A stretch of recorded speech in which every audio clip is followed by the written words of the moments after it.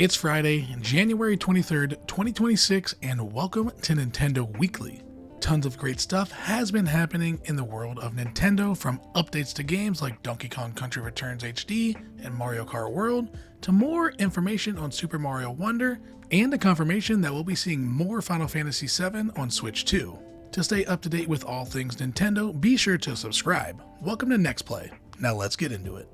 Donkey Kong Country Returns HD was released last year and had its fair share of problems, but this new update seems to have fixed all of them and added some new goodies. The update adds a new sidekick for DK with Dixie, which totally changes the gameplay with her high jumps, helping you get to higher platforms and find new ways to get through levels. A whole new mode was added with the new turbo attack. You'll race through levels to get to the end before the time runs out. It seems like every time you attack, you get a speed boost. If you're playing on Switch 2, you'll have enhanced visuals with faster load times too. DKC Returns HD also has game share, which is a feature we're seeing more of with Switch 2. I bought DKC Returns HD back when it was released last year, and honestly, I played it for a little bit and put it down. There was something about it that just didn't feel right. I don't know if it was the fact that it is a Wii game that they made into HD, but hopefully this update will have me go back and play it a little more, as I remember loving this game on the Wii. I mean, it is one of the best platformers on the Wii, and maybe this update will make it one of the best platformers on the Switch. Mario Kart World got an update as well and added a new mode with Team Knockout, and a bunch of quality of life and fixes. Knockout mode is the best mode in the game, and now that you can team up with it, it's going to be perfect for multiplayer. Bubsy 4D is making its way to Switch and Switch 2 with a physical edition as well. Bubsy 4D will be released on May 22nd and will cost $19.99 for the digital version, $39.99 for the Switch version physically, and $49.99 for the Switch 2 version physically as well. It's worth noting that the Switch 2 version is not a game keycard, so the game will be on the cartridge, and that is a plus for collectors. I'm not going to sit here and say I'm a Bubsy fan. In fact, I haven't played any other than the bad one on PS1. But the way that this game is carrying itself by making fun of itself, referencing the fact that GTA got delayed multiple times, it really makes me kind of want to play this game. Plus, the gameplay looks genuinely fun and kind of different from what I remember from Bubsy. We got a lot of information on Super Mario Wonder Switch 2 Edition, everything from new modes, amiibo, and a talking flower. Bellabelle Park will have 17 multiplayer attractions for online and local multiplayer, along with the support of Game Share. There will be some new training challenges with the Toads, which will unlock as you play the game. The biggest new feature for most people will be the return of the Koopalings and Rosalina. Track down the Koopalings in the Flower Kingdom.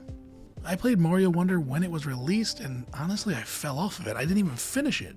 So this Switch 2 version I will definitely give a shot, especially with all the new enhancements, but I don't know if it's just me. Like, do people even care about multiplayer in a Mario game like this? Kinda seems like they wanted to be like a Mario Party style with challenges and just challenges for multiplayer. I don't know, it's very strange. But I will be upgrading to the Switch 2 version to get this new content, and it might run a little better too, who knows. 3 amiibo were announced as well: Elephant Mario, Poplin and Prince Florin, Captain Toad, and the Talking Flower. The amiibo will give you free power-ups in-game. No pricing was announced just yet.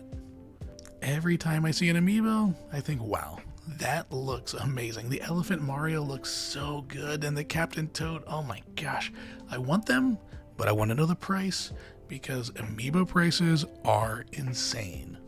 If they're about $20, I may get one. If they're 10 to 15, I'll probably get all 3 of them just to have them. I want to get into amiibo again, but man, some of these prices are just getting out of control. So hopefully these Mario Wonder ones can kind of tame down the amiibo kind of price hike, but I doubt it. The final piece of Mario Wonder is the Talking Flower can now annoy you in your home with the Talking Flower toy. It'll talk on its own or when you press a button, and it can do so much more actually. It can tell the time, weather, and play music from the game. The Talking Flower will be available on March 12th. I want this, but there's no price, and I don't want to hear it talking all the time. It is kind of crazy though that it can actually tell the time and the weather. That is the craziest part. It will tell the temperature of where it is. So that's kind of like, it's kind of like the Alarmo, where it's just a weird piece of tech from Nintendo. But it looks really cool, and I would probably have the batteries out of it if I end up getting it, but it's probably going to be a little too expensive. The final piece of news is probably the biggest. Final Fantasy VII won't be the only Final Fantasy VII game coming to Switch 2. There is a great interview on Nintendo's website with the director of Final Fantasy VII Remake, but one question got an answer that has me excited for the future. The question was about Final Fantasy VII games coming to Switch 2 and what fans can expect, and the director answered with this. I can reassure players that we are working on Nintendo Switch 2 versions of Final Fantasy VII Rebirth, the second game in the series, and the third game too.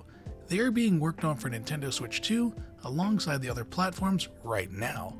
One thing to reassure the fans who want to play these games on Nintendo Switch 2, I've got a personal policy where I don't want to make any versions of my games different or offer a different gameplay experience just because they're on different hardware. This is so exciting to hear. The fact that Final Fantasy VII Remake seems to be running very well on Switch 2 and kind of to the level of where the Xbox and the PS5 versions are has me so excited for the future of Square Enix games coming to the Switch 2. The Switch 2 is my main machine now, and the fact that it can play third-party games is so exciting. And the fact that it can play games like Final Fantasy VII Rebirth and hopefully play as good as it did on PS5 is amazing. And the fact that we get to know that the third game could be coming to Switch. Who knows if it'll be day and date, but either way, I'll wait a little bit. But the third game will be coming to Switch 2 as well. The Switch 2 is a little handheld that seems to be kind of more powerful than people give it credit. The fact that we're seeing more third-party games come to it has me excited as not only a Nintendo fan, but just a gamer in general, that more people have more options on where they want to play. Will you be jumping back into DKC Returns HD? Will you be picking up any of the Wonder Amiibo? Are you hyped for more Final Fantasy VII on Switch 2? Let me know in the comments, and until next time, bye-bye.